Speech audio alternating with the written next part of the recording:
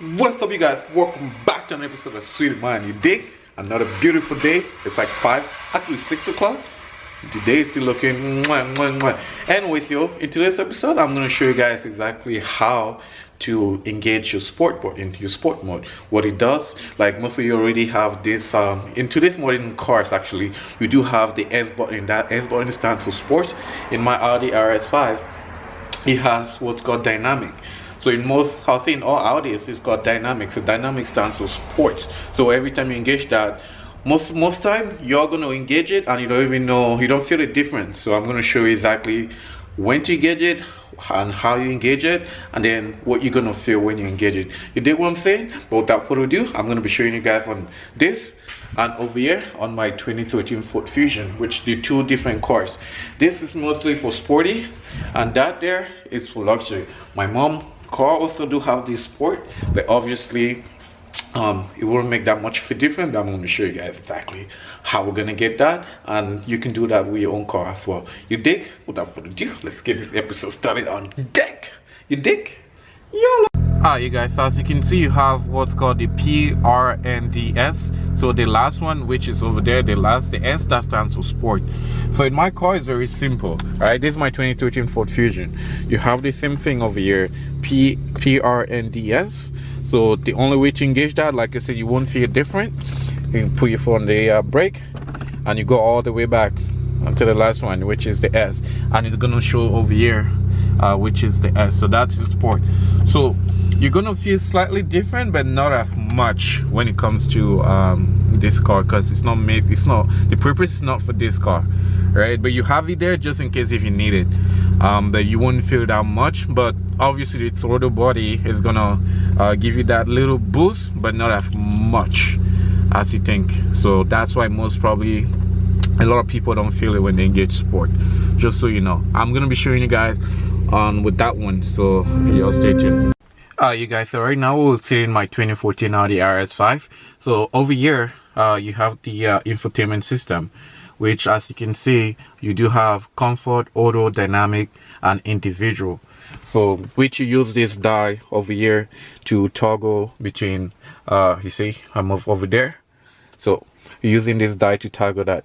Anyways, so currently it's in comfort right now. If you want to go into, it's very easy. You go over here. You're gonna have to push car. It has to be in car in order for you to get into that what you guys are seeing currently on the in the infotainment system. So what you're gonna want to do is you're gonna scroll all the way to dynamic. So dynamic means sport. So once you push dynamic, it goes over there, it says dynamic. So dynamic, that's sport mode. But you can also engage the sport mode over here, which you see the same S that I mentioned to you guys. So this drive and this is sport. So this S here, when you engage that, it's manual sport. So that's another way where you can engage it as well. So in this car, it does make a lot of difference when you engage the sport mode. But if you go to individual, which you might be wondering what's individual for, individual, what that means is over here it does change as well.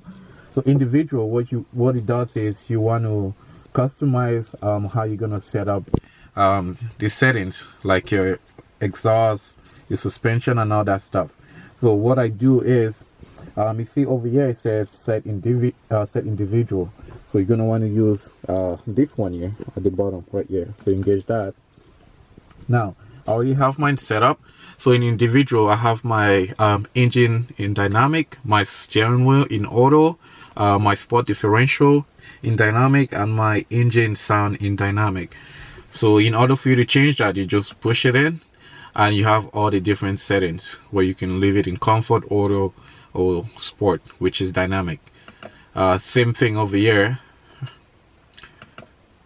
it's already on auto, and so on and so forth. So you can change that, and then all what you have to do when you're done, just push that to back and it goes back.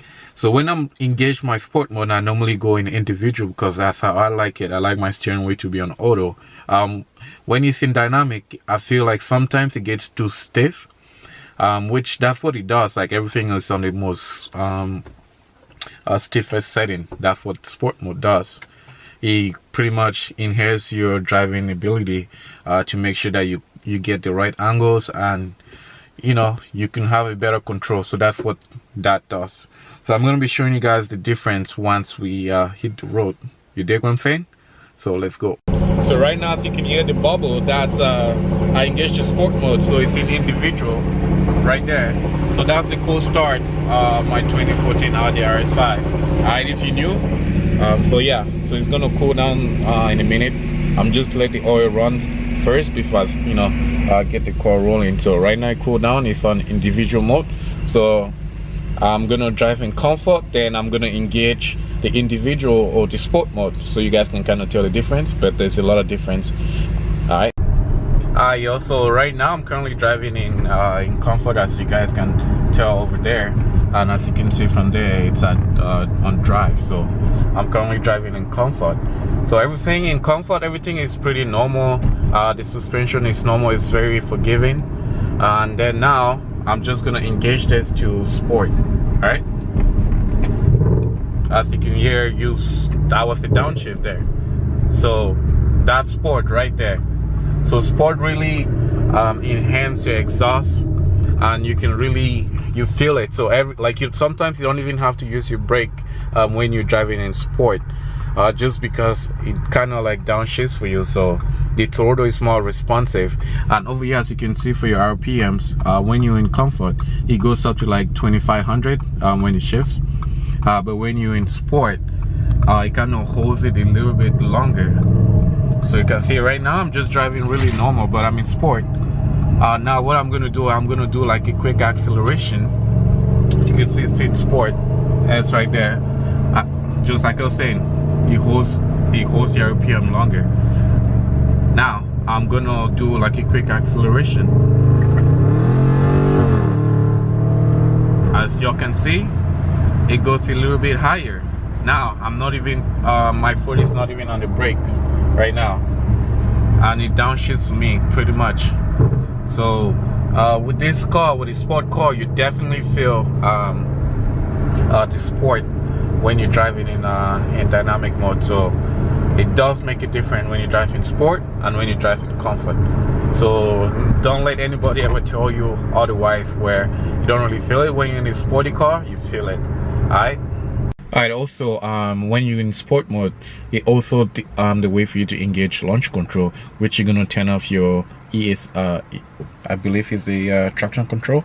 Correct. Yes, in order for you to engage your traction control, you're definitely gonna want to turn off that to engage that. Sometimes you don't, like when I've done it before, I really didn't have to. Just put my foot on the brakes all the way in, then put on the gas. Then sometimes I do it both ways. On this car, I've done it both ways, and it works both ways. So it might not be the case in your car, but most cars, you do have to turn off the traction control in order for you to go do your launch control. So definitely sport modes definitely do make a difference. So like I mentioned before, just use it as what kind of car you have. Alright, so you guys, now that's out of the way, my final thoughts: should you be driving in sport mode, or you should drive in comfort mode? I'll definitely say for a car like this, for a sporty car like my car, you definitely want to drive in sport, especially if you're on the highway. You could drive, it's meant to drive in sport because you're already in the higher RPM, so you're not really using that much gas anyways, so if gas is your main concern. But when you're like driving like right now, like, you know, it's a 60 zone or 50 zone, yeah, you can drive in comfort pretty much, just because you in the lower RPM, so you're gonna be saving more gas when you drive in these settings.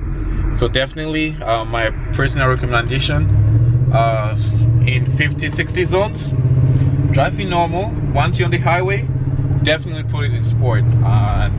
Because like you can, you know, weave around traffic when you're in sport, because now you have that instant acceleration when you need it. But in comfort, you don't have that. You're gonna have that 2-3 second lag. Even though this car, it's a natural aspirated V8, which means there's rarely any lag. So when you push your foot on the gas, it just goes. If you have a turbo car, you're gonna have that turbo lag. But now once you're in sport, you put your foot on gas, you're out. You dig what I'm saying?